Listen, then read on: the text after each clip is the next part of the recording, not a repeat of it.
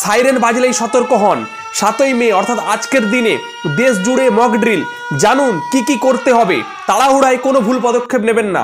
শুনে নিন কি কি করতে হবে। সাইরেন বাজলেই ঘরের ভিতর ঢুকে দরজা জানলা বন্ধ করে দিন এবং সব আলো এবং ইলেকট্রনিক ডিভাইস বন্ধ করে ব্ল্যাক আউট নিশ্চিত করুন। বাইরে থাকলে কাছের সুরক্ষিত জায়গায় আশ্রয় নিন। ফাঁকা জায়গায় কখনো দাঁড়িয়ে থাকবেন না এবং বিশেষ অনুরোধ, কোনো গুজব ছড়াবেন না। সরকারি নির্দেশ মেনে চলুন। বিশেষ প্রতিষ্ঠান ও কারখানায় ক্যামোফ্লাজ জরুরি প্রস্থানের ব্যবস্থা রাখুন। বাংলা সহ দেশের 259টি জায়গায় যুদ্ধের মকড্রিল হতে চলেছে।